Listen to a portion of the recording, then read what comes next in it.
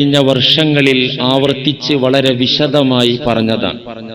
അതുകൊണ്ട് തന്നെ ഈ കർമ്മങ്ങൾക്കെല്ലാം ഫലം ലഭിക്കാനുള്ള അടിത്തറയുടെ കാര്യമാണ് നാം കഴിഞ്ഞ ആഴ്ചകളിൽ മാസങ്ങളായി സംസാരിച്ചു കൊണ്ടിരിക്കുന്നത്. പാരത്രിക ജീവിതത്തിലെ പരമയാഥാർത്ഥ്യങ്ങൾ, മരണാനന്തര ജീവിതത്തിൽ മാനവർ അഭിമുഖീകരിക്കേണ്ടി വരുന്ന പരമസത്യങ്ങൾ, വിചാരണ വരെ നാം പറഞ്ഞു വച്ചു.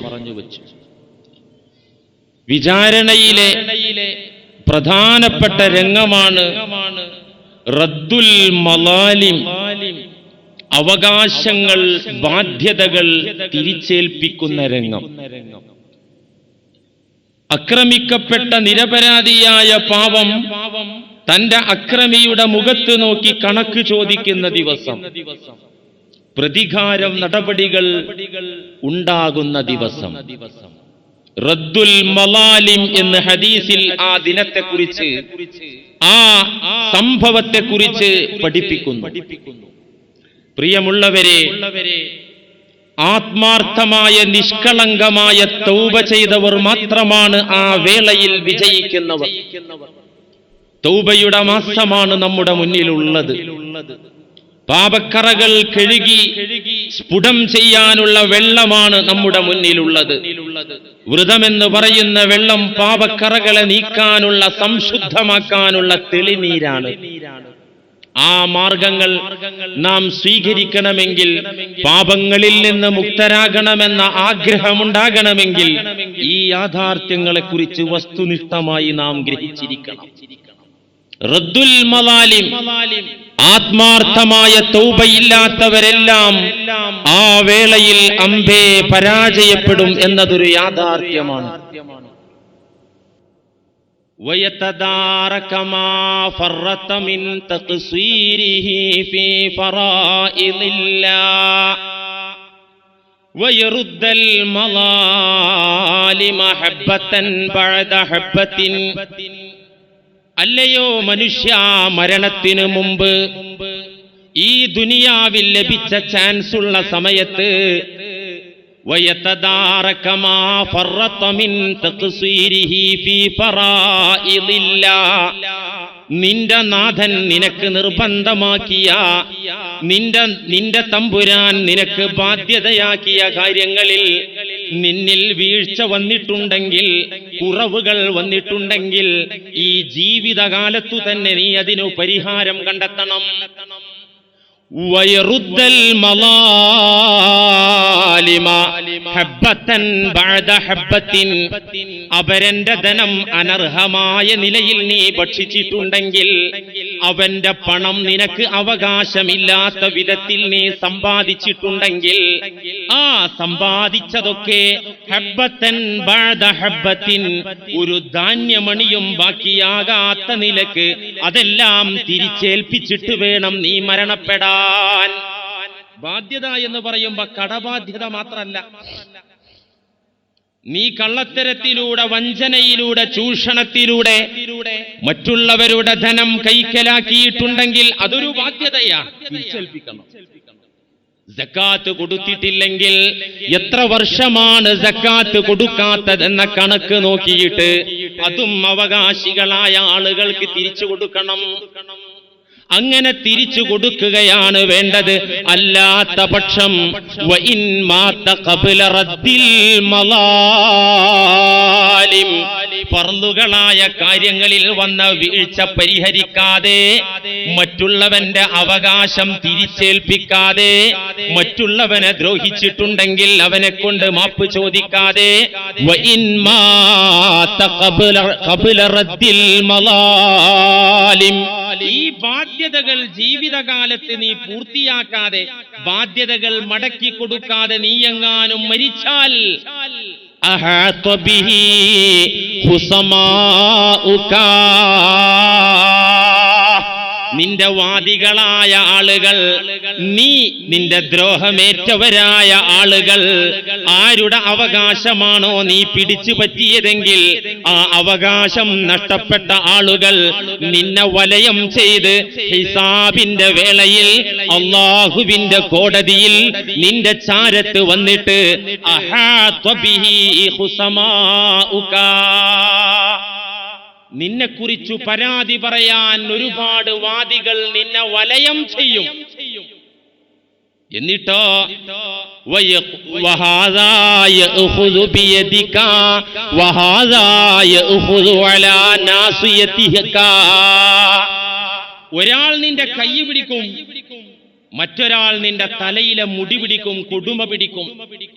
ഹാദാ യഖൂൽ, ഒരാൾ പറയുന്നു ലം തനി, മനുഷ്യ നീ എന്നെ ദ്രോഹിച്ചിട്ടുണ്ടല്ലോ ദുനിയാവിൽ.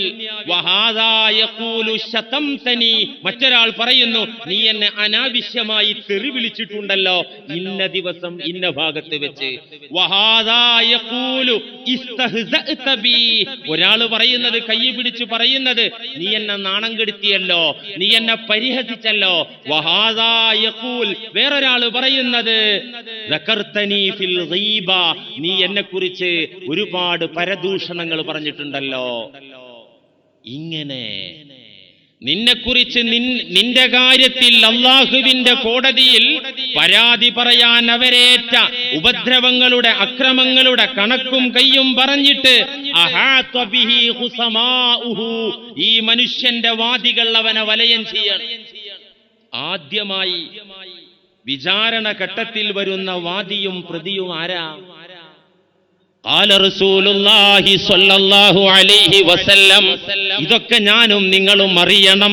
അറിഞ്ഞാൽ മാത്രം പോരാ, അതിന്റെ ഗൗരവം നമ്മൾ ഗ്രഹിക്കണം. പ്രിയമുള്ള സഹോദരാ, ആരാണ് ആദ്യത്തെ വാദിയും പ്രതിയും അല്ലാഹുവിന്റെ കോടതിയിലെ? അവ്വലു ഖസ്മൈനി യൗമൽ ഖിയാമ, അല്ലാഹുവിന്റെ ഹബീബ് പറഞ്ഞു തരുന്നു, അവ്വലു ഖസ്മൈനി യൗമൽ ഖിയാമ, അന്ത്യനാളിൽ വിചാരണ നാളിൽ ആദ്യം വരുന്ന വാദിയും പ്രതിയും ജാറാൻ, രണ്ട് അയൽക്കാരാണ്. ആദ്യത്തെ വാദിയും പ്രതിയും രണ്ട് അയൽവാസികളാണ്. ഇമാം അഹ്മദ് തങ്ങൾ മുസ്നദിൽ രേഖപ്പെടുത്തിയ ഹദീസ. അയൽക്കാരൻ പറയുന്നു, ഞാൻ കഷ്ടപ്പെട്ടപ്പോ, ഞാൻ പ്രതിസന്ധിയിൽ കിടന്ന് നട്ടം തിരിഞ്ഞപ്പോ എന്റെ തൊട്ടടുത്ത് താമസിച്ചിരുന്ന ഇവനുണ്ടല്ലോ, മുസ്ലിമായ ഈ മനുഷ്യനുണ്ടല്ലോ, എന്നെ അയാൾ തിരിഞ്ഞു നോക്കിയിട്ടേ ഇല്ല. അവന്റെ മതിൽക്കെട്ടിനുള്ളിൽ അവർ സ്വൈര വിഹാരത്തിൽ കഴിയുമ്പോ, അവർ സ്വസ്ഥരായി ജീവിക്കുമ്പോ തൊട്ടടുത്ത് താമസിക്കുന്ന എന്റെ പ്രയാസങ്ങൾ എത്തി നോക്കാൻ അവന് സമയമുണ്ടായിരുന്നു. എന്നോടുള്ള ബാധ്യത അവൻ നിറവേറ്റിയിട്ടില്ലല്ലോ റബ്ബേ. ആദ്യത്തെ വാദിയും പ്രതിയും ജാറാനി, രണ്ട് അയൽവാസികളാണ്. പിന്നങ്ങട്ട് വരികയായി. ബാപ്പ വാദിക്കുന്നു, മക്കൾ പ്രതിയാകുന്നു, മക്കൾ വാദിക്കുന്നു, മാതാപിതാക്കൾ പ്രതിയാകുന്നു. ഇതൊക്കെ ഉണ്ടാവും അവിടെ. അവിടെ വാപ്പിയും മക്കളും തമ്മിലുള്ള ബന്ധത്തിനൊന്നും ഒരു പ്രസക്തിയില്ല. യൗമ യഫിറുൽ മർഉ മിൻ അഖീഹി വ ഉമ്മിഹി വ അബീഹി വ സാഹിബതിഹി വ ബനീഹി, കൂടപ്പിറപ്പുകളെ ഒഴിവാക്കുന്ന ദിവസം, മാതാപിതാക്കളിൽ നിന്ന് തിരിഞ്ഞോടുന്ന ദിവസം, പിഞ്ചുമക്കളെ അവഗണിച്ച് ഇട്ടേച്ച് ഓടുന്ന ദിവസമാണതെന്ന് അല്ലാഹു ഖുർആനിൽ മുന്നറിയിപ്പ് തന്നിട്ടുണ്ട്. മക്കൾ വാദിക്കും, മാതാപിതാക്കൾക്കെതിരെ എന്നോടുള്ള ബാധ്യത തീർത്തിട്ടില്ല. അപ്പോൾ പ്രതിക്കൂട്ടിൽ കയറി നിൽക്കുന്നത് പെറ്റ തള്ളയായിരിക്കും. നൊന്ത് പ്രസവിച്ച് പോറ്റി വളർത്തിയ ഉമ്മ പ്രതിക്കൂട്ടിൽ നിൽക്കുമ്പോ ഈ മകൻ അല്ലെങ്കിൽ മകൾ ഒരുപാട് കണക്കുകൾ റബ്ബിന്റെ മുന്നിൽ നിരത്തും, എന്നോടുള്ള ബാധ്യത തീർത്തിട്ടില്ല. അല്ലെങ്കിൽ ഈ മനുഷ്യൻ പറയും, ഈ മകൻ പറയും, പടച്ചവനെ, ഞാനൊരു പെൺകുട്ടിയെ ജീവിത പങ്കാളിയായി ഞാൻ നിക്കാഹ് ചെയ്തപ്പോ ഹലാലായ നിലയിൽ നിന്റെ ഹബീബിന്റെ സുന്നത്ത്, ആ സുന്നത്തിലൂടെ ജീവിക്കാൻ വേണ്ടി ഞാൻ വിവാഹിതനായപ്പോ, അതിനുശേഷം ഈ ഇരിക്കുന്ന തള്ള, ഈ നിൽക്കുന്ന എന്റെ ഉമ്മ എന്നെ കഷ്ടപ്പെടുത്തിയതിന് കയ്യും കണക്കുമില്ല. ഞാൻ സ്നേഹിക്കുന്നില്ല എന്നുള്ള പരാതിയിൽ ഞാൻ എന്റെ ഭാര്യയോടൊന്ന് മിണ്ടുന്നത് എന്റെ ഉമ്മാക്ക് പറ്റൂലായിരുന്നു. അങ്ങനെ എന്തൊക്കെ കലാപങ്ങൾ കുടുംബങ്ങളിൽ ഉണ്ടാക്കി. അങ്ങനെയുണ്ട്. ഹജ്ജുമ്മയായിരിക്കും. പറഞ്ഞിട്ടെന്താ കാര്യം? ഈയിടെ ഒരു സംഭവം, മകന് കുഞ്ഞുണ്ടായത് പെണ്ണാണെന്ന് കേട്ടപ്പോ ഉമ്മാന്റെ മോന്തന്റെ കോലം മാറിയത്രേ. ഈ ഉമ്മ ഏതാ ജാതി ഇത് ഉമ്മ ആലോചിച്ചില്ല. ഏത് മകന് കുഞ്ഞുണ്ടായി, ആദ്യത്തെ പുള്ള ആമ്പുള്ളയാണ്, രണ്ടാമത് കുഞ്ഞുണ്ടായപ്പോ പെൺകുട്ടി. കുട്ടിയുടെ വാപ്പയായ മകൻ അൽഹംദുലില്ലാ ഒരാണുമായി ഒരു പെണ്ണുമായി. പഠിച്ചോനെ നാം നമുക്ക് രണ്ട് സ്റ്റോപ്പാക്കാന്നുണ്ടാവും ഉള്ളില്, എന്നോട് പറഞ്ഞിട്ടില്ല. അപ്പൊ പറഞ്ഞു വരുന്നത് എന്താ? ഈ വിവരം കേട്ടപ്പോ തള്ളന്റെ മുഖത്തിന്റെ നിറം മാറിയത്ര. ഞാൻ പ്രതീക്ഷിച്ചത് ആമ്പുള്ളയാവുന്ന. പ്രതീക്ഷോട്ടെ, കുഴപ്പമൊന്നുമില്ല, പ്രതീക്ഷക്കനുസരിച്ച് വന്നില്ല. എന്നിട്ട് മരുമകളോടും മകനോടും അതിന്റെ നീരസം. എന്താ ആണും പെണ്ണും ആക്കി മാറ്റുന്ന പ്രൊഡക്റ്റ് ഇവരെ ഉത്തരവാദിത്ത? ഈ തള്ള ഹജ്ജ് ചെയ്തിട്ട് എന്താ കാര്യം? അള്ളാന്റെ പ്രതിക്കൂട്ടിൽ തള്ള കയറി നിൽക്കുമ്പോ ഈ ഉമ്മാക്ക് മകന്റെ കാര്യത്തിൽ ഒരു മറുപടിയും പറയാനാകാതെ ജഹന്നമിന്റെ അഗ്നിനാളങ്ങൾ ഈ പെണ്ണിനെ നക്കിത്തുടക്കുമെന്നാണ് അഷ്റഫുൽ ഖൽഖ് മുഹമ്മദ് മുസ്തഫ സ്വല്ലല്ലാഹു അലൈഹി വസല്ലമ തങ്ങൾ പഠിപ്പിച്ചത്. മക്കളോടുള്ള ബാധ്യത തീർക്കണം. അല്ലെങ്കിൽ എന്താ? അല്ലെങ്കിൽ ഏതെങ്കിലും RSSകാരന്റെ ഒപ്പം പോവും. പിന്നെ കരഞ്ഞിട്ടോ പോലീസ് സ്റ്റേഷനിൽ പരാതി കൊടുത്തിട്ടൊന്നും കാര്യം ഉണ്ടാവില്ല. കാക്കാന്മാരാണ്. അതുകൊണ്ട് ഒരു സമരം ചെയ്യണം, വിടാൻ പറ്റൂല. നമ്മളാരെങ്കിലും പിള്ളേരെ തട്ടിക്കൊണ്ടുവന്നാൽ ലവ് ജിഹാദല്ലേ, നമ്മളെ പിള്ളേരെ കൊണ്ടുപോയാൽ വിടാൻ പറ്റുമോ? അത് ചോദിച്ചോ, കുഴപ്പമൊന്നുമില്ല. പക്ഷേ മോളെ വളർത്തേണ്ട വിധത്തിൽ നീ വളർത്തിയില്ല. അതുകൊണ്ടാണ് നിന്നെ മനസ്സിലാക്കാൻ പറ്റാതെ, അവളുടെ ഉമ്മയായ നിന്റെ ഭാര്യയെ മനസ്സിലാക്കാൻ പറ്റാതെ അവളെല്ലാം ഉപേക്ഷിച്ചൊരു അമുസ്ലിമിന്റെ കൂടെ ഒളിച്ചോടിപ്പോയത്. നീ ബാധ്യത നിർവഹിക്കണം. ദുന്യാവ് തന്നെ കിട്ടുകയാണ് അടി. മരിച്ചെന്ന് റബ്ബിന്റെ മുന്നിൽ നീ മക്കളെ കൊണ്ട് വേറെയും കിട്ടും. അള്ളാഹു കാത്തിരക്ഷിക്കട്ടെ. മാത്രല്ല പ്രിയമുള്ള സഹോദര, അതുപോലെ തന്നെ ബാപ്പമാർ ഉമ്മമാർ വാദികളായി വരുന്നു, മക്കൾ പ്രതികളാകുന്നു. അതെ, മാതാപിതാക്കളോടുള്ള ബാധ്യതകൾ കർത്തവ്യങ്ങൾ നിറവേറ്റാത്ത മക്കളുടെ കാര്യത്തിൽ ഉമ്മയും ബാപ്പയും അങ്ങോട്ട് സംസാരിക്കും അള്ളാന്റെ മുന്നില്. ഇന്നിപ്പോ മക്കൾക്ക് വാപ്പാന്റെ കാര്യത്തിലുള്ള പരാതി എന്താണെന്നറിയോ? ഉസ്താദേ, വാപ്പച്ചി എന്നെ തീരെ പരിഗണിക്കുന്നില്ല. എന്താ മോനെ പരിഗണിക്കാത്തത്? കമ്പനിയുടെ ഒരു ഭാഗം എനിക്ക് എഴുതി തരുന്നില്ല. വലിയ പരാതിയാ. ഏത്? ഞാൻ ഇത്രയൊക്കെ ആയില്ലേ, ഞാൻ ഒന്നിനോത്ര ആയി, ഞാൻ ആരായി? സ്വയം പര്യാപ്തനായി, ഞാൻ കല്യാണം കഴിച്ചു, എനിക്ക് മക്കളായി, എല്ലാം ആയല്ലോ. വാപ്പച്ചി കമ്പനിയുടെ പകുതി എനിക്കൊന്നും എഴുതി തരുന്നില്ല. ഇതൊരു മകന്റെ പരാതി. എടാ മോനെ, ആരാണ് ബാപ്പ? ബാപ്പയുടെ അവകാശം എന്താ? അള്ളാന്റെ റസൂലിന്റെ സന്നിധിയിലേക്ക് ഒരു സ്വഹാബിയായ യുവാവ് പരാതി പറയാൻ കടന്നു വന്നല്ലോ. യാ റസൂലല്ലാഹ്, ലോകം കണ്ട വലിയ നീതിമാനെ, എനിക്കൊരു പരാതിയുണ്ട്. എന്റെ സ്വന്തം ഉപ്പയെ കുറിച്ചാ പരാതി. എന്താ മോനെ നിനക്ക് ബാപ്പയെ കുറിച്ചുള്ള പരാതി? ഹബീബിന്റെ മറുചോദ്യം. ആ യുവകോമളനായ സ്വഹാബി അള്ളാന്റെ റസൂലിനോട് പറഞ്ഞ പരാതി എന്താ?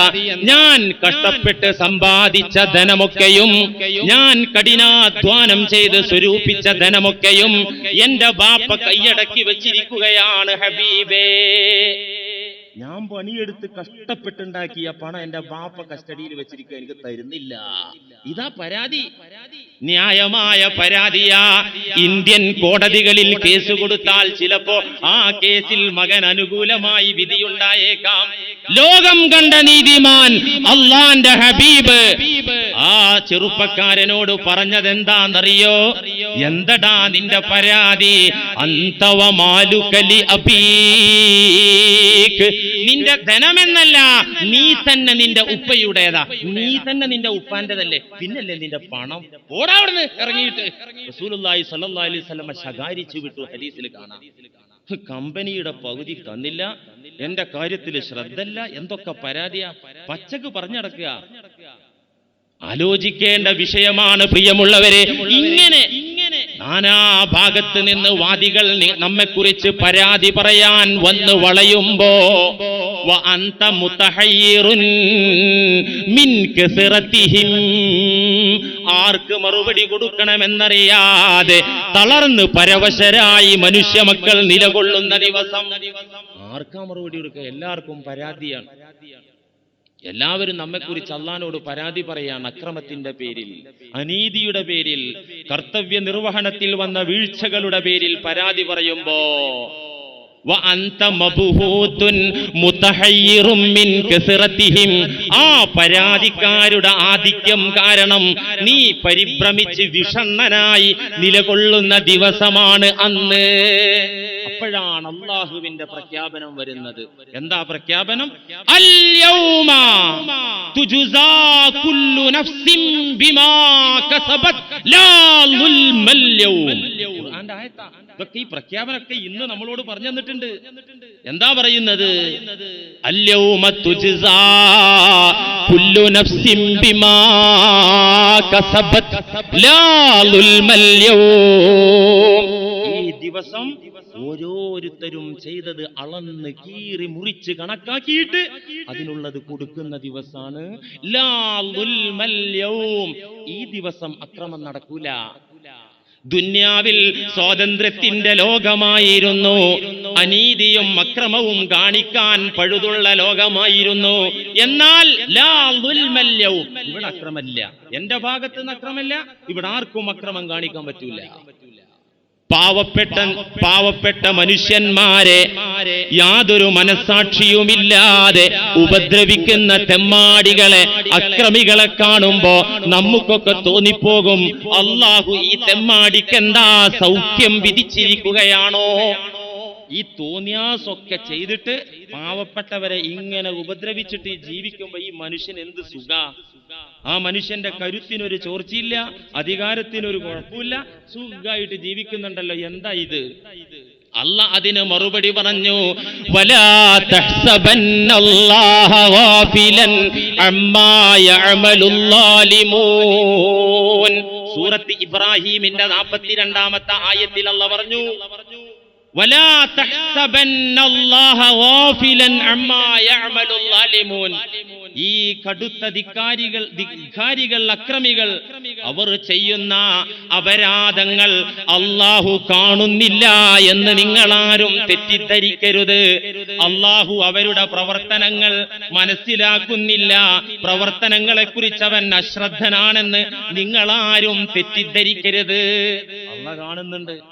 പിന്നെയോ ഇന്നമാ യുഅഖിറുഹും ലിയൗമിൻ തശ്ഖസു ഫീഹിൽ അബ്സാർ. ഈ അക്രമികളെ, ഈ തെമ്മാടികളെ അല്ലാഹു നീട്ടിവെച്ചിരിക്കുകയാണ്.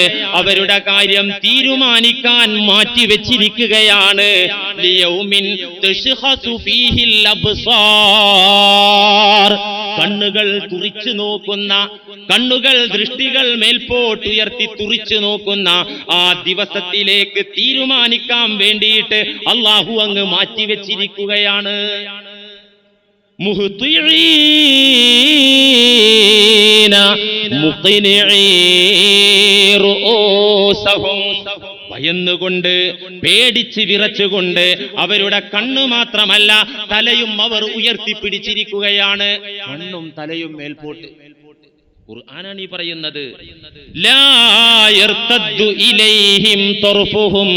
അവരുടെ കണ്ണുകൾ, ദൃഷ്ടികൾ അവരിലേക്ക് മടങ്ങുകയേ ഇല്ല. ഇമ പോലും വെട്ടാതെ തുറിച്ചു നോക്കുകയാണ് ഒരുപാട് കാലങ്ങൾ, ദിവസങ്ങൾ. തഫ്സീറിൽ കാണാ, കല്ല് പോലെ അവരുടെ ദൃഷ്ടികൾ ഉറച്ചു പോയിട്ടുണ്ടാകും. ഇങ്ങനെ നോക്കുക. വഅഫ്ഇദതുഹും ഹവാ. അവരുടെ മനസ്സുകൾ, അവരുടെ ഹൃദയങ്ങൾ ശൂന്യമായിരിക്കും. പരിഭ്രമം കൊണ്ട് അവർക്കൊന്നും ഓർമ്മയില്ല. ഹൃദയമൊക്കെ ശൂന്യം. ഇൻബോക്സിൽ ഒന്നും ഉണ്ടാവില്ല, എംപ്റ്റി ആയിരിക്കും. പേടിച്ചിട്ട് ആ ഭയാനകമായ ദിനത്തിന്റെ ഗാംഭീര്യം ഉൾക്കൊള്ളാനാവാതെ വഅഫ്ഇദതുഹും ഹവാ. അവരുടെ മനസ്സ് ശൂന്യമാകും. എന്നിട്ട് അല്ലാഹു പറയാൻ, وأنذر الناس يوم يأتيهم العذاب. നബിയേ, ഈ അസാബ് വരുന്ന ദിവസത്തെ കുറിച്ച് അങ്ങ് സമൂഹത്തിന് താക്കീത് നൽകൂ, മുന്നറിയിപ്പ് നൽകൂ. ഈ ദിവസത്തെ കുറിച്ച് അവർക്ക് പറഞ്ഞു കൊടുക്കൂ റസൂലേ.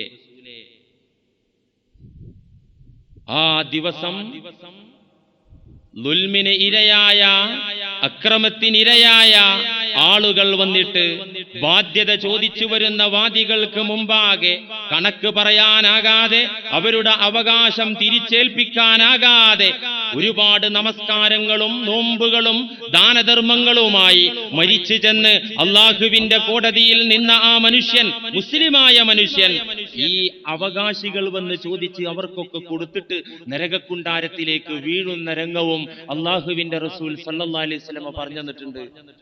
എമ്പാടും നമസ്കാരമുണ്ട്, എമ്പാടും നോമ്പുകളുണ്ട്, എമ്പാടും ദാനധർമ്മങ്ങളുണ്ട്, കർമ്മരേഖയിൽ എല്ലാം കറക്റ്റാണ്, ഫർളെല്ലാം റെഡിയാണ്.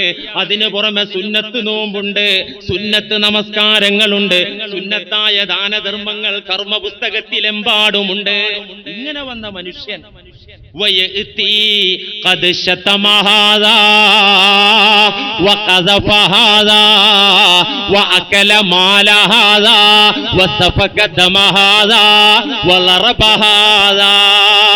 റസൂലുള്ളാഹി സ്വല്ലല്ലാഹു അലൈഹി വസല്ലമ പറയുന്നു, ഈ അമലിന്റെ കൂമ്പാരവുമായി പടച്ചോന്റെ മുന്നിൽ വിചാരണക്ക് വന്ന മനുഷ്യൻ വയഅതി ഖദ് ശതമ ഹാദാ, പലരെയും തെറി വിളിച്ചു വന്നവനാ, വഖദഫഹാദാ, പലരെ കുറിച്ചും അപവാദം പ്രചരിപ്പിച്ചവനാ, പിന്നെയോ വഅകല മാലഹാദാ, പലരുടെയും ധനം അനർഹമായി വെട്ടിവിഴുങ്ങിയവനാ, വസഫക ദമഹാദാ, പലരുടെയും രക്തം അക്രമത്തിൽ ഒലിപ്പിച്ചവനാ, വളറബഹാദാ, പലരെയും അടിച്ചവനാ. ഇങ്ങനെ വന്നത് കർമ്മപുസ്തകത്തിലെല്ലാം ഉണ്ട്, മുഴുവൻ ഫുള്ളാണ്, ഫില്ലാണ്. പാസ് മാർക്കല്ല, റാങ്കോട് കൂടെ പാസ്സാകാനുള്ള സാധനം ആൻസർ ബുക്കിലുണ്ട്, ശരിയാണ്. പക്ഷേ ഇപ്പുറത്തുള്ള പുസ്തകത്തിൽ ഇങ്ങനെയൊക്കെ ഉണ്ട്. ഇങ്ങനെയാകുമ്പോ തെറി വിളിച്ച് ആ തെറി കേട്ട് മിണ്ടാതെ പോയ പാവം, ആ പാവത്തിന് ഒരുപാട് നിസ്കാരം അങ്ങോട്ട് കൊടുക്കും. അപവാദത്തിനിരയായ ഇവൻ അപവാദം പ്രചരിപ്പിച്ചപ്പോ മാനം നഷ്ടപ്പെട്ട് ക്ഷമിച്ച് ജീവിച്ച ഈ പാവത്തിന് ഒരുപാട് നോമ്പ് അങ്ങോട്ട് കൊടുക്കും. ഇവന്റെ മുഖത്ത് അടികൊണ്ട മനുഷ്യൻ, പാവപ്പെട്ട മർദ്ദിതനായ ആള്, ആ ആൾക്ക് ഒരുപാട് ദാനധർമ്മം കൊടുക്കും. ഇങ്ങനെ അവകാശികൾക്ക് ഈ ഇവന്റെ കർമ്മങ്ങളിൽ നിന്ന് കൊടുത്ത് ഹദീസിൽ കാണാം, ഇവന്റെ നന്മകളെല്ലാം കൊടുത്തങ്ങ് തീർന്നാൽ അവകാശികൾ പിന്നെയും അവിടെ ക്യൂവിലുണ്ട്. അവകാശികൾ പിന്നെയുണ്ട്. എന്നാൽ എന്താ ചെയ്യാ? തീർന്നു, ഇനി കുഴപ്പമില്ലാന്നല്ല. അവകാശികളായി വരിക്ക് നിൽക്കുന്ന ആളുകളുടെ തിന്മകൾ അവരിൽ നിന്നങ്ങ് വലിച്ചെടുക്കും. അവർ കള്ളു കുടിച്ചത്, അവർ തോന്നിയാസം ചെയ്തത്, അവർ ഹറാമ് പ്രവർത്തിച്ചത് അവരിൽ നിന്നങ്ങട്ട് എടുത്തിട്ട് ഈ മനുഷ്യന്റെ മേലെ അവന്റെ കർമ്മ പുസ്തകത്തിലേക്ക് അതങ്ങ് ചേർത്തിട്ട് അവന്റെ മേലെ ഈ പാപങ്ങൾ അങ്ങ് ചുമത്തിയിട്ട് എമ്പാടും കർമ്മങ്ങൾ ഉണ്ടായിരുന്ന ഈ മനുഷ്യൻ നരകാഗ്നിയിൽ എറിയപ്പെടുമെന്ന് ഖാല റസൂലുള്ളാഹി. കണക്ക് ഇതാണ് വിചാരണ. പക്ഷെ നമുക്ക് ഇതിനൊരു ഗൗരവമില്ലല്ലോ. ഒരു ഉദാഹരണം ചോദിച്ചോട്ടെ. ഇപ്പൊ റമളാൻ മാസാണ്. പകൽ സമയത്ത് പട്ടണത്തിൽ ഇറങ്ങിയിട്ട് ഹോട്ടലിൽ കയറിയിട്ട് ചായയോ ചോറോ അടിക്കുന്നത് നമുക്ക് നാണുണ്ടല്ലോ അല്ലേ? റമളാൻ മാസം പകല് ഹോട്ടലിൽ കയറിയിട്ട് ശാപ്പാടടിക്കുന്നത് നാണുണ്ടല്ലേ? എന്നാലോ റമളാനിന്റെ പകൽ വെള്ളിയാഴ്ച ദിവസം പള്ളിയിൽ കയറിയിരുന്ന് അവരെന്റെ പച്ചമാംസം തിന്നുന്നതോ അവരെ കുറിച്ച് പരദൂഷണം പറയുന്നതോ അതൊരു കുഴപ്പമായിട്ട് നമുക്ക് തോന്നുന്നില്ലല്ലോ അല്ലേ? ഇവിടെ എന്താ സംഭവിക്കുന്നത്? അള്ളാഹു ഹലാലാക്കിയ ഭക്ഷണം വർജിച്ച് നോമ്പ് പിടിച്ചു. ചായയും ചോറും നമുക്ക് ഹലാല. അത് റമളാന്റെ പകലായതുകൊണ്ടാണ് ഹറാമായത്. അത് നമുക്ക് ഹലാല. അള്ളാഹു അനുവദിച്ച് തന്ന ഭക്ഷണങ്ങൾ ഉപേക്ഷിച്ച് നോമ്പ് പിടിച്ച മനുഷ്യൻ അള്ളാഹു എക്കാലത്തും ഹറാമാക്കിയ മറ്റുള്ളവന്റെ പച്ചയിറച്ചി അത് കഴിച്ചിട്ട് നോമ്പ് കളയാൻ. അത് പള്ളിയിൽ വെച്ച്. അപ്പൊ ഏതാ വലിയ അപരാധം അല്ലേ? ഏതാ വലിയ അപരാധം? നമ്മൾ നോമ്പ് പിടിക്കുന്നവരാണ്, അന്നപാനിയെ ഒഴിവാക്കിയിട്ടുണ്ടാകും, പക്ഷെ നാവിന് നിയന്ത്രണം ഉണ്ടാവില്ല. അത് അപകടമാണ്. നോമ്പിന് മാർക്ക് കിട്ടൂല എന്ന് മാത്രമല്ല, അത് അപകടമാണ്. നോമ്പ് നോറ്റത് എന്തിനാ? കൂലി കിട്ടാനല്ലേ. പക്ഷെ കൂലിയല്ല കിട്ടുക. ചില പ്രവർത്തനം അങ്ങനെയുള്ളോ, ചെയ്തതൊരു ലക്ഷ്യം വെച്ചാ കിട്ടിയത്. ഇപ്പൊ ഷവർമ ഉണ്ടാക്കി വിൽക്കുന്നവൻ കൊല്ലാൻ വേണ്ടിയിട്ടാണോ ഷവർമ ഉണ്ടാക്കി വിൽക്കുന്നത്? അല്ല. ഷവർമ കഴിക്കുന്നവൻ മരിക്കാൻ വേണ്ടിയിട്ടാണോ കഴിക്കുന്നത്? അല്ല. പക്ഷെ അതിലെന്തോ ഷർത്തും പുറത്തും പ്രശ്നമായപ്പോ അതൊക്കെ പറ്റിപ്പോയി. ഇതുപോലെ അല്ലേ, നിയന്ത്രണം വേണം. ഏറ്റവും വലിയ അപരാധമാണ് നോമ്പുകാരൻ, ഏറ്റവും വലിയ കുറ്റമാണ് നോമ്പുകാരന്റെ നാവിന് നിയന്ത്രണമില്ലാതിരിക്കുക. അത് കഴിഞ്ഞിട്ട് റമദാൻ മാസം പകൽ ഹോട്ടലിൽ കയറലേ ഉള്ളൂ. ഇത് പറയുമ്പോ അതത്ര കുഴപ്പമില്ല. എനിക്ക് എല്ലാം പറയുമ്പോ വലിയ പേടി എനിക്ക്, പ്രത്യേകിച്ച് ഈ മേഖലയിലൊക്കെ. കാരണം എന്താ അറിയോ, റമദാനിന്റെ പകലിൽ നമസ്കാരത്തഴമ്പുള്ള ഇക്കാക്ക പച്ചക്ക് ചായക്കച്ചവടം ചെയ്യാണ്, ഒരു ഉളുപ്പില്ലാതെ. നിങ്ങൾ ആ മലബാറിലൂടെയൊക്കെ ഒന്ന് യാത്ര ചെയ്ത് നോക്കൂ, ഒരു മുസ്ലിമിന്റെ ചായക്കട അവിടെ ഒന്നും തുറന്നിട്ടുണ്ടാവില്ല. ഇവിടെ നോക്കൂ നിങ്ങൾ, ഹജ്ജിന് പോയ ഉംറക്ക് പോയ കാക്ക ഹോട്ടലിൽ തുറന്നു വെച്ചിട്ട് കച്ചവടം അങ്ങനെ ചെയ്യാം പച്ചക്ക്. അറിയാത്തത് കൊണ്ടാണോ? അറിയാത്തത് കൊണ്ടാണെങ്കിൽ അറിഞ്ഞോ സഹോദരാ, പരിശുദ്ധ ദീനുൽ ഇസ്ലാമിന്റെ നിയമത്തിലുണ്ട്, റമളാനിന്റെ പകൽ നോമ്പ് പിടിച്ചവനാകട്ടെ അല്ലാത്തവനാകട്ടെ പകൽ സമയം ഭക്ഷണം നൽകൽ ഹറാമാണ്. അത് പണത്തിന് പകരം വിൽക്കുന്നതാണെങ്കിലും ശരി വിൽക്കാത്തതാണെങ്കിലും ശരി, റമളാനിന്റെ പകൽ മറ്റുള്ളവർക്ക് ഭക്ഷണം നൽകുക ഹറാമാണ്. ഉഴുതില്ലാത്തവർക്ക് ഇത് കേട്ടിട്ട് ആശുപത്രി കിടക്കയിൽ കിടക്കുന്ന രോഗിക്ക് കഞ്ഞി തരൂല എന്നാരും തീരുമാനിക്കരുത്. ഉഴുതില്ലാത്ത മനുഷ്യന് ഭക്ഷണം കൊടുക്കുന്നതിന്റെ വിധി ഹറാമാണ്, ഹറാം. വിൽപ്പന നടത്തുന്ന ആളുകൾ ഒരുപാടുണ്ട്. എന്നാൽ അത് മനസ്സിലാക്കിയവര്, ഒരു പാവപ്പെട്ട സഹോദരൻ ഒരു ചായക്കട മാത്രമാണ് ജീവിതത്തിനുള്ള വഴി, മക്കളെ പോറ്റാനുള്ള ഉപജീവന മാർഗം ഒന്നു മാത്രം ആ ചായക്കട. ആ ചായക്കട നടത്തുന്ന സഹോദരൻ തുറന്നിട്ട് വെള്ളം വെക്കുന്നത് ഞാൻ കണ്ടു. ഞാൻ പറഞ്ഞു ഇത് റോങ് ആണ് കേട്ടോ. അപ്പൊ അവിടെ അടച്ചു ക്ലോസ് ചെയ്തു. എന്താ? റാസിഖ് അല്ലാഹുവാ, സമ്പത്ത് തരുന്നവൻ അല്ലാഹുവാ. ഈ വിശ്വാസം മനസ്സിലുള്ള മുഅ്മിനാണെങ്കിൽ പിന്നെ അല്ലാഹു ബറക്കത്ത് തരൂലേ? റമളാൻ മാസം കച്ചവടം ചെയ്തിട്ട് രൂപ 50,000 ലാഭം കൊയ്ത മനുഷ്യന് മക്കൾക്ക് അല്ലാഹു മാരകമായ രോഗം അങ്ങോട്ട് കൊടുത്തിട്ട് ഒരു 1.5 ലക്ഷം രൂപ അങ്ങ് തകർത്താല് എന്താണ് ആ ലാഭം കൊണ്ട് കാര്യം? എന്താണ് ആ ലാഭം കൊണ്ട് കാര്യം? അതുകൊണ്ട് നാണവും ഉളുപ്പുണ്ടെങ്കിൽ നമ്മൾ അടപ്പിക്കാനൊന്നും പോകണ്ട. അപ്പൊ പാർട്ടിക്കാര് അവര് ഒരു സമരമോ ഹർത്താലൊക്കെ ആഹ്വാനം ചെയ്താൽ പാർട്ടിക്കാർ സംഘം ചേർത്ത് ഹോട്ടലും കടയൊക്കെ അടപ്പിക്കുമല്ലോ. അങ്ങനെ കാക്കാസ് അസോസിയേഷൻ ഇറങ്ങിയിട്ട് ഹോട്ടലൊന്നും അടപ്പിക്കൊന്നും വേണ്ട.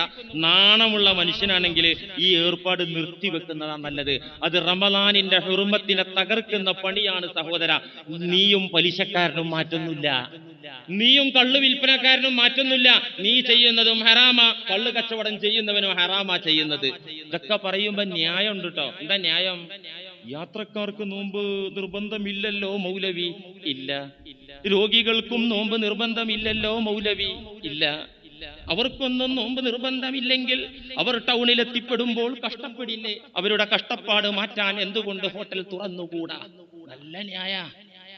രോഗികൾക്കും യാത്രക്കാർക്കും നോമ്പ് ഉപേക്ഷിക്കാൻ പഴുതുണ്ട്, നിയമമുണ്ട്. പക്ഷെ ആ നോമ്പ് ഉപേക്ഷിക്കുന്നതിന് ചില മര്യാദകളുണ്ട്. ഞാൻ യാത്രക്കാരനെന്ന് പറഞ്ഞു പച്ചക്ക് കടല വായിലിട്ട് നടക്കാനൊന്നും പറ്റൂല. അതിനൊരു ഒളിയും മറയും ഒക്കെ വേണം. റമളാനിന്റെ പകൽ നിങ്ങൾക്കറിയോ നോമ്പ് നഷ്ടപ്പെട്ടു എന്ന് സങ്കല്പിച്ചോ. എന്റെയും നിങ്ങളുടെയും നോമ്പ് എന്തോ കാരണത്താൽ നഷ്ടപ്പെട്ടു. നോമ്പ് പോയി, ഏതായാലും നോമ്പ് പോയി. എന്നാ പിന്നെ ബിരിയാണി അങ്ങ് ടാങ്ക് ഫുള്ളാക്കി അടിച്ചിട്ട് ഹറാം പാടില്ല.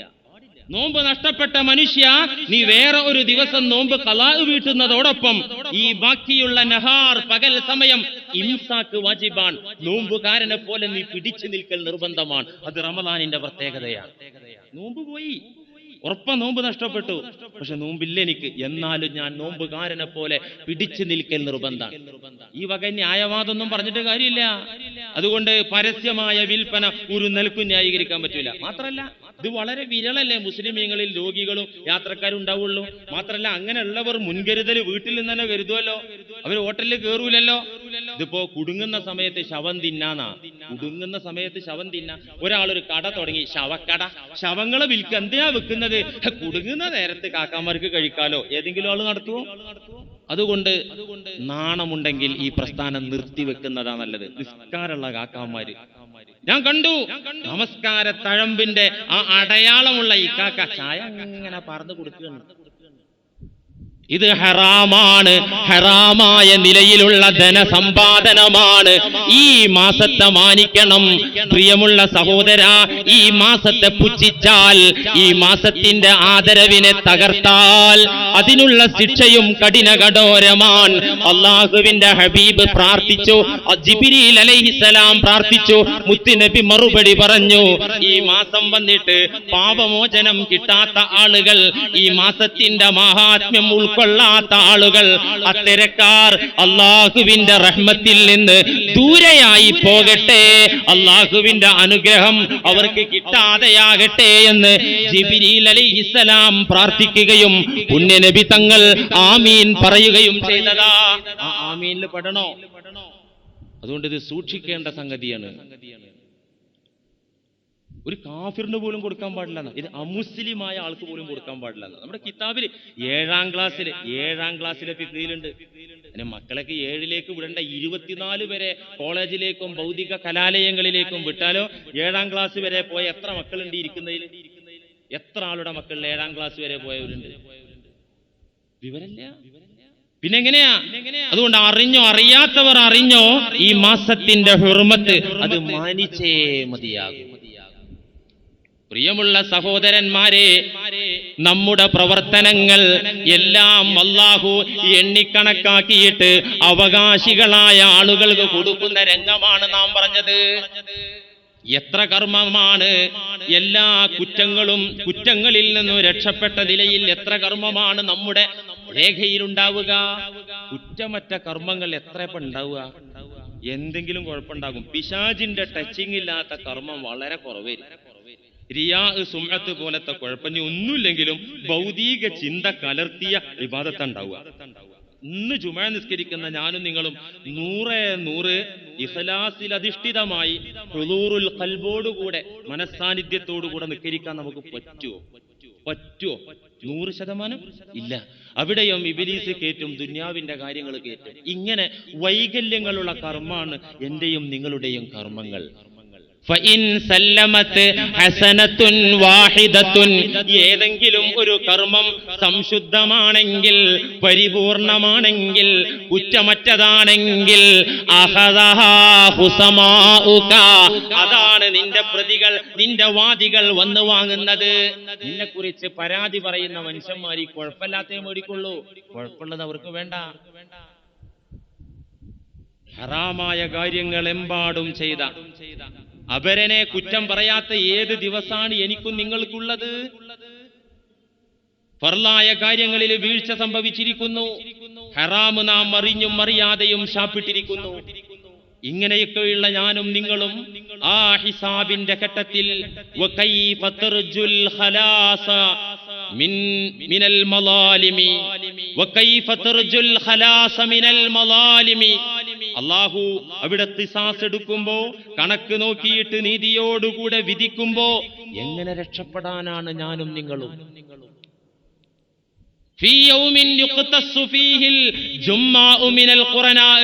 അവിടെ മനുഷ്യരെ മാത്രല്ല, മൃഗങ്ങളെ പോലും അവിടെ ഖിസാസ് എടുക്കുന്ന വേളയാണ്. കൊമ്പില്ലാത്ത പാവം മൃഗത്തെ കൊമ്പുള്ള മൃഗം കുത്തിയിട്ടുണ്ടെങ്കിൽ അല്ലാഹു കൊമ്പില്ലാത്ത കുത്തേറ്റ മൃഗത്തിന് കൊമ്പ് കൊടുത്തിട്ട് തിരിച്ചു കുത്തിക്കും.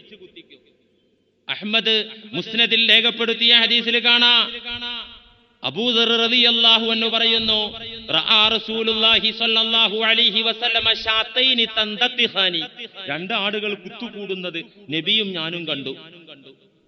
ആ കുത്തുകൂടുന്ന രംഗം കണ്ട സമയത്ത് ഫഖാല യാ അബൂദർ, അല്ലയോ കൂട്ടുകാരാ അബൂദറേ, അത്തദിരി ഫീമ തന്തത്തിഖാനി, നിനക്കറിയോ ഈ ആടുകൾ എന്തിനാ കുത്തുകൂടുന്നത്? അറിയോ?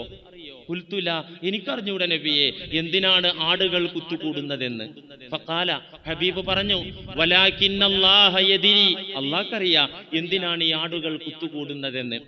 വസയഖ്ലി ബൈനഹുമാ യൗമൽ ഖിയാമ, ഈ ആടുകളുടെ കാര്യത്തിൽ അന്ത്യനാളിൽ അല്ലാഹു തീർപ്പ് കൽപ്പിക്കുകയും ചെയ്യും.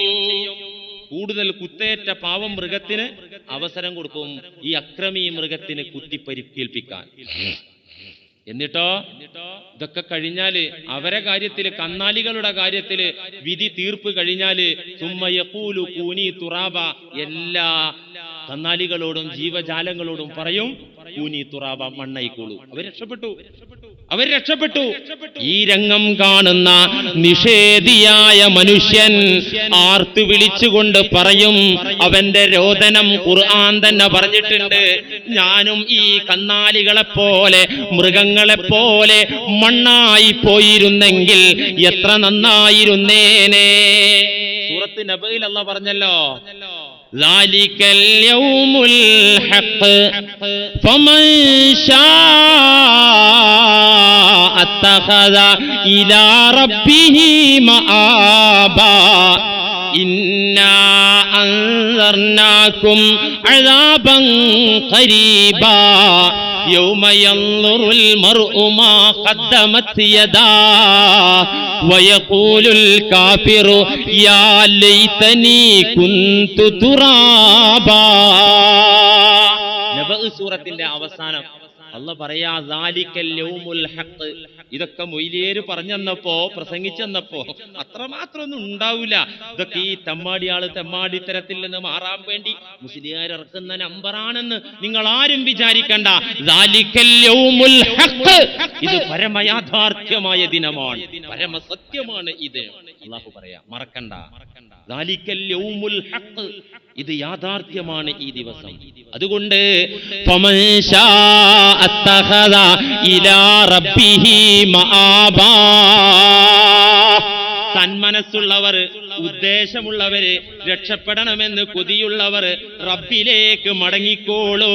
ദുന്യാവിന്റെ ഈ പച്ചപ്പിലേന്റെ പിറകെ ഓടുന്ന മനുഷ്യ, പണത്തിനോട് ആർത്തി മൂത്തിട്ട് ഓടുന്ന മനുഷ്യ, കുറ്റകൃത്യങ്ങളുടെ പിറകെ ഓടുന്ന മനുഷ്യ, തെമ്മാടികളുടെ കൂടെ കൂട്ടുകെട്ടുണ്ടാക്കിയിട്ട് പിറകെ നടക്കുന്ന മനുഷ്യ, ഫമൻ ശാ അത്തഖദ ഇലാ റബ്ബിഹി മആബാ, അവന്റെ നാഥനിലേക്ക് അവൻ മടങ്ങിപ്പോട്ടെ, അവന്റെ നാഥനിലേക്ക് അവൻ മടങ്ങിപ്പോട്ടെ. യൗമ യൻദുറുൽ മർഉ മാ ഖദ്ദമത് യദാഹ് ഇന്നാ അൻദർനാകും അദാബൻ ഖരീബാ. ഇതൊക്കെ അടുത്ത് വരാനുള്ളതാട്ടോ. കുറെ കാലം കഴിയണമെന്നൊന്നും നിങ്ങളാരും വിചാരിക്കണ്ട. ഈ അടുത്തു വരാനിരിക്കുന്ന അദാബിന്റെ ദിനത്തെക്കുറിച്ച് തീർച്ചയായും നാം നിങ്ങൾക്ക് മുന്നറിയിപ്പ് തന്നിരിക്കുന്നു. അല്ലാഹു പറയാൻ, തീർച്ചയായും നിങ്ങൾക്ക് താക്കീത് തന്നിട്ടുണ്ട്. അന്ന് മനുഷ്യൻ അവന്റെ കർമ്മങ്ങൾ കണ്ണുകൊണ്ട് കാണുന്ന ദിവസാണ്. വയഖൂലുൽ കാഫിറു യാ ലൈതനി കുന്തു തുറാബാ, നിഷേധിയായ മനുഷ്യൻ യാ ലൈതനി കുന്തു തുറാബാ എന്ന് വിളിച്ചു പറയുന്ന ദിവസാണ്. യാ ലൈതനി, ഹാ കഷ്ടമേ, എന്റെ നാശമേ, ഞാൻ മണ്ണായി, ഈ കന്നാലികളെ പോലെ മണ്ണായിരുന്നെങ്കിൽ എത്ര നന്നായിരുന്നേനെ. ഒരു അടിയും ഒരു ഇടിയും ഒരു കുത്തുവാക്കും അന്ന് അള്ളാഹു കണക്ക് ചോദിക്കാതെ വെറുതെ തള്ളുന്ന പ്രശ്നമല്ല. അത് സ്വർഗാവകാശികളാണെങ്കിൽ പോലും സ്വർഗത്തിലേക്ക് പോകാൻ എല്ലാ കാര്യങ്ങളും റെഡിയായിട്ട് സ്വർഗത്തിലേക്ക് പോകാൻ കാത്തു നിൽക്കുന്ന സ്വർഗവാസികൾ, അവർ സ്വർഗ കവാടത്തിന്റെ മുന്നിൽ ലൈനിലാണ്. അപ്പോഴാണ് അള്ളാഹുവിന്റെ പ്രഖ്യാപനം, യുനാദീഹിം റബ്ബുഹും, അവരുടെ നാഥൻ വിളിച്ചു പറയുന്നു, അനൽ മലിക് അനദ്ദയ്യാൻ, ഞാൻ ഇന്നത്തെ രാജാവാൻ, ഞാൻ വിചാരണയുടെ ഉടമാധികാരിയാണ്. അതുകൊണ്ട് ഒന്നുകൂടെ പറയാണ്ട് സ്റ്റോപ്പ്. സ്വർഗത്തിലേക്ക് പോകാനായിട്ടില്ല. നിങ്ങളുടെ കർമ്മ പുസ്തകങ്ങളിലെ മുൻതൂക്കം നന്മക്കുണ്ട്, നിങ്ങൾ സ്വർഗാവകാശികൾ തന്നെ. പക്ഷെ നിൽക്കൂ അവിടെ. ലാ യംബഗി ലി അഹദിൻ മിൻ അഹ്ലിൽ ജന്നത്തി അൻ യദ്ഖുലൽ ജന്ന, സ്വർഗ്ഗത്തിലേക്ക് പോകാൻ കാത്തു നിൽക്കുന്നവർ പോകാനായിട്ടില്ല. എന്തുകൊണ്ട്? വലി അഹദിൻ മിൻ അഹ്ലിൻ നാരി അലൈഹി മല്ലമത്തുൻ, നരകത്തിലേക്ക് ടിക്കറ്റ് കിട്ടി നരകത്തിലേക്കുള്ള ക്യൂവിൽ നിൽക്കുന്ന ആ തെമ്മാടികളുടെ കൂട്ടത്തിൽ ഒരാൾക്ക് അല്ലെങ്കിൽ ചിലർക്ക് നിങ്ങളോട് ചില കണക്ക് കൂടെ ചോദിക്കാണ്ട്. സ്വർഗവാസിയായ മനുഷ്യൻ തെമ്മാടിയായ നരകവാസിയായ ആളെ ദുന്യാവിൽ ദ്രോഹിച്ചതിന്റെ കണക്കാണ് അവിടെ ചോദിക്കുന്നത്. പോകാനായിട്ടില്ല. ആ നരകവാസി ഇങ്ങോട്ട് വരട്ടെ, അവന് ചോദിക്കാനുള്ള കണക്ക് ചോദിച്ചിട്ട് അതിന് മറുപടി കൊടുത്ത് പരിഹാരം ഉണ്ടാക്കിയിട്ട് അങ്ങ് മുന്നോട്ട് പോയാൽ മതി. ആരോട്? സ്വർഗവാസിയോട്. ഒരു മുഖത്തടിച്ചതാണെങ്കിൽ അതുപോലും. നരകവാസി ഒരു അമുസ്ലിം ആകട്ടെ, ദീനിന്റെ ശത്രുവിനെ ആയിക്കോട്ടെ, ഒരു അടി കൊണ്ടു, ഒരു മുസ്ലിമിൽ നിന്ന് അടി കൊണ്ടു, ആ അടിക്കൊരു ന്യായമല്ല, കാരണമല്ല, അക്രമമായിട്ടാണ് മുസ്ലിം തല്ലിയതെങ്കിൽ സ്വർഗത്തിലേക്ക് പോകാൻ നിൽക്കുമ്പോ കണക്ക് പറയേണ്ടി വരും ഈ നരകവാസിയോട്. എന്നാൽ ഇങ്ങനെ കണക്ക് എല്ലാം ചോദിക്കുമ്പോ, എല്ലാ ബാധ്യതകളും നിറവേറ്റാൻ ആവശ്യപ്പെടുമ്പോ, എല്ലാ അക്രമങ്ങൾക്കും കണക്ക് കൃത്യമായി ചോദിക്കുമ്പോ, അനുഗ്രഹീതരായ അല്ലാഹു പൊരുത്തപ്പെട്ട ഒരു വിഭാഗം പാപികൾക്ക് അവിടെയും രക്ഷയുണ്ട്. എന്തിനാ? വിശ്വാസികൾ ജീവിക്കേണ്ടത് ബൈനൽ ഖൗഫി വറജാഇയാണ്, ഭയത്തിന്റെയും പ്രതീക്ഷയുടെയും ഇടയിലാണ്. ഇത്രയും പറഞ്ഞ നേരം കേട്ടാൽ പടച്ചോൻ എന്നാ പോയി, ഞാനിപ്പോ ആരെയൊക്കെ ദ്രോഹിച്ചിട്ടുണ്ട്, ഒക്കെ ഇപ്പൊ കണക്ക് ചോദിച്ച് പൊരുത്തപ്പെടിയിച്ച് ബാധ്യത വീട്ടാൻ എന്നെ കൊണ്ട് പറ്റൂ. ഇവിടെ നേരിയൊരു പ്രതീക്ഷ. ഇന്ന് വലിയ പ്രതീക്ഷ വെച്ചിട്ട് ഈ തെമ്മാടിത്തരങ്ങളൊക്കെ പാടെ വെച്ച് മരിച്ചു പോകാനും നിൽക്കണ്ട. നേരിയ പ്രതീക്ഷ. അല്ലാഹു സുബ്ഹാനഹു വ തആല പൊരുത്തപ്പെട്ട ഒരു വിഭാഗം തെമ്മാടികൾ, ഒരു വിഭാഗം പാപികൾക്ക് അവിടെയും രക്ഷ. അനസ് റളിയല്ലാഹു അൻഹു ഖാല ബൈന റസൂലുള്ളാഹി സ്വല്ലല്ലാഹു അലൈഹി വസല്ലമ ജാലിസുൻ. മുത്തുനബി ഇരിക്കുമ്പോ ഞങ്ങളൊക്കെ തൊട്ടടുത്ത് നിൽക്കുകയാണ്. ഇത് റഅയ്നാഹു യൽഹഖു ഹത്താ ബദത് സനായാഹു. പെട്ടെന്ന് നബി പുഞ്ചിരി തൂകി. ഹത്താ ബദത് സനായാഹു, അവിടത്തെ മുൻപല്ലുകൾ കാണും വിധത്തിൽ.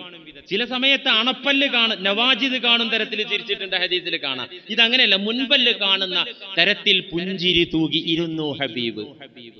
فقال عمر ما يضحكك يا رسول الله. കൂട്ടത്തിലുണ്ടായിരുന്ന ഉമർ ഇബ്നുൽ ഖത്താബ് പറഞ്ഞു, നബിയെ അങ്ങെന്തിനാ പുഞ്ചിരി തൂകുന്നത്? അങ്ങയുടെ സുസ്മേര വദനം കാണുമ്പോ അതിലെന്തോ രഹസ്യമുണ്ടല്ലോ ഹബീബേ. ആ ചിരിയുടെ കാര്യം ഞങ്ങളോട് കൂടി പറഞ്ഞാൽ ഞങ്ങൾക്കും കൂടെ ചിരിക്കാമല്ലോ. ഉമർ റളിയല്ലാഹു അൻഹു ഇടപെട്ടു. എന്തിനാ ചിരിക്കുന്നത് പറഞ്ഞുതരൂ? ഫഖാല, ചിരിയുടെ കാരണം ഹബീബ് പറഞ്ഞത്, റജുലാനി മിൻ ഉമ്മത്തി ബൈന യദൈ റബ്ബിൽ ഇസ്സ. ഈ വിചാരണ ഘട്ടത്തിലെ ഒരു രംഗം അല്ലാഹു റസൂലുള്ളാഹിക്ക് കാണിച്ചു കൊടുത്തു. അത് കണ്ടിട്ട് ചിരിക്കാണ്. അവിടെ ചിരിക്കണ്ടോ? ചിരിക്കണ്ട്. വിചാരണ നാളിലെ ഒരു രംഗം അല്ലാഹു എനിക്ക് കാണിച്ചു തന്നു. ഞാനത് കണ്ടു. കണ്ടപ്പോ എനിക്ക് ചിരി വന്നു. എന്താണത്? റജുലാനി മിൻ ഉമ്മത്തി ജിസിയൻ ബൈന യദൈ റബ്ബിൽ ഇസ്സത്തി. ലോകനാഥന്റെ മുന്നിൽ, റബ്ബുൽ ആലമീന്റെ മുന്നിൽ എന്റെ ഉമ്മത്തീങ്ങളിൽ പെട്ട രണ്ടാളുകൾ മുട്ടുകുത്തി നടന്നു വന്നിട്ട്, രണ്ടാള് മുട്ടുകുത്തി എന്റെ ഉമ്മത്തിലെ രണ്ടാള് റബ്ബിന്റെ മുന്നിൽ വന്നു നിന്നു. എന്നിട്ടോ ഫഖാല അഹദുഹുമാ, ഒരാൾ അല്ലാഹുവോട് പറഞ്ഞു, യാ റബ്ബി ഖുദ്ലി മിൻ മല്ലമതി. പടച്ചോനെ, എനിക്ക് ചില ബാധ്യത ഇവൻ തരാനുണ്ട് ദുനിയാവിന്ന്, അതുകൊണ്ട് അതെനിക്ക് വാങ്ങിച്ചു തരണം. എനിക്ക് ഇവിടെ രൂപ വേണ്ട, അത് വേണ്ട. എനിക്കിവിടെ ഭക്ഷണം വേണ്ട, എനിക്ക് സ്വർണം വേണ്ട. ദുന്യാവില് അവൻ എന്റെ കയ്യിൽ നിന്ന് പിടിച്ച് അക്രമായി മേടിച്ച ആ സാധനം എനിക്ക് ഇവിടെ വേണ്ട. കാരണം ഇവിടെ രൂപ എടുക്കൂല, ഇവിടെ ഡോളറും എടുക്കൂല, റിയാലും എടുക്കൂല, ഒന്നും എടുക്കൂലല്ലോ. അതുകൊണ്ട് അതിനെനിക്ക് പകരം വേണം. അള്ളാഹു പറഞ്ഞു, പ്രതിയോട് പറഞ്ഞു, അഅതി അഹാക ഹഖ്ഖ. നീ നിന്റെ സ്നേഹിതന്, കൂട്ടുകാരന്റെ അവന്റെ അവകാശം കൊടുക്ക്. അപ്പൊ ആ മനുഷ്യൻ പറഞ്ഞു, യാ റബ്ബി ലം യബ്ഖ മിൻ ഹസനാതി ഷൈഉൻ. അതിന് കൊടുക്കാൻ എന്റെ അക്കൗണ്ടിൽ എന്തെങ്കിലും വേണ്ടേ? നന്മ ഒന്നുമില്ല പടച്ചോനെ, നന്മ ഒന്നുമില്ല. കൊടുക്കാൻ ഉണ്ടെങ്കിലല്ലേ കൊടുക്കുക. ഇവന് പൈസ ഞാനന്ന് പറ്റിച്ചത്, ആ പൈസ വേണ്ട. പൈസ ഉണ്ടെങ്കിൽ മതി എന്ന് പറഞ്ഞാൽ കൊടുക്കാനും ഇല്ല, വേറെ വിഷയം. ഇവിടെ വേണ്ടത് എന്താ? ഇവിടെ എന്റെ അമല വേണ്ടത്. ലം യബ്ഖ മിൻ ഹസനാതി ഷൈഉൻ. ഒന്നുമില്ലല്ലോ പടച്ചോനെ. അല്ലാഹു ഈ വാദിയോട് പറഞ്ഞു, ചോദിച്ച ആളോട് പറഞ്ഞു, ചങ്ങാതി കുടുങ്ങിയല്ലോ. ഇപ്പോ അതിനിപ്പോ നന്മ തരാന്, നല്ലത് തരാൻ ഒന്നും ഇവന്റെ രേഖയിലില്ലല്ലോ, ഇപ്പൊ എന്താ ചെയ്യാൻ? അപ്പൊ ഈ വാദി പറഞ്ഞു, പരാതി പറഞ്ഞ മനുഷ്യൻ പറഞ്ഞു, കുഴപ്പമില്ല, അതിന് അവൻ എന്റെ തിന്മകൾ എടുത്തോട്ടെ, അവൻ എന്റെ തിന്മകൾ എടുത്തോട്ടെ, നന്മ എനിക്ക് തരാനില്ലെങ്കിൽ. ഇത് പറയുമ്പോ ഫഫാലത്ത് ഐനാ റസൂലില്ലാഹ് ബിൽ ബുഖായി. ഈ രംഗത്ത്, ഈ ഭാഷ, ഈ വിവരം തരുന്ന നേരത്ത് നബിയുടെ കണ്ണങ്ങ് നിറഞ്ഞൊഴുകി. ബിൽ ബുഖാ. എന്നിട്ട് പറഞ്ഞു, ഇന്ന ദാലിക ലയൗമുൻ അളീം. ഇതൊരു ഭയങ്കര ദിവസ. ജനങ്ങളുടെ, മറ്റുള്ളവർ ചെയ്ത തെമ്മാടിത്തരങ്ങൾ പല ആളുകളും തലയിൽ കയറ്റി വെക്കുന്ന ഭയങ്കര ദിവസാണ്. എന്നിട്ട് എന്താ ഉണ്ടായത്? ഈ വാദിയുടെയും പ്രതിയുടെയും കാര്യത്തിൽ എന്താ ഉണ്ടായത്? അള്ളാഹു പറഞ്ഞു, പരാതി ഉന്നയിച്ച മനുഷ്യനോട് അള്ളാഹു പറഞ്ഞു, യാ ഹാദാ ഇർഫഅ റഅസക ഉൻദുർ ഫിൽ ജിനാൻ. മനുഷ്യ, നിനക്കിപ്പോ ഇവനെ പിടികൂടിയിട്ട് ഇവന്റെ അടുത്ത് തന്നെ മേടിക്കണോ? ഇവന്റെ അടുത്ത് ഒന്നുമില്ലല്ലോ, എന്നിട്ട് നിന്റെ ഈ അപരാധങ്ങളും തെമ്മാടിത്തരങ്ങളും അവന്റെ തലയിൽ നീ വെച്ച് കെട്ടിക്കണോ? എന്തിനാ അതിന്റെ ആവശ്യം? ഉൻദുർ ഫിൽ ജിനാൻ, നീ സ്വർഗത്തിലേക്കൊന്ന് നോക്ക്, തല ഒന്ന് ഉയർത്തിയിട്ട് സ്വർഗത്തിലേക്ക് നോക്ക്. ഫറഫഅ റഅസഹു, ഈ പരാതി പറഞ്ഞ മനുഷ്യൻ തല ഉയർത്തി സ്വർഗത്തിലേക്ക് നോക്കിയിട്ട് ആ മനുഷ്യൻ പറഞ്ഞു, യാ റബ്ബി അറാ മദാഇന മിൻ ഫില്ലാ വഖുസൂറൻ മിൻ ദഹബ്. എന്റെ നാഥാ, വെള്ളി കൊണ്ടുള്ള പട്ടണങ്ങൾ ഞാൻ കാണുന്നു,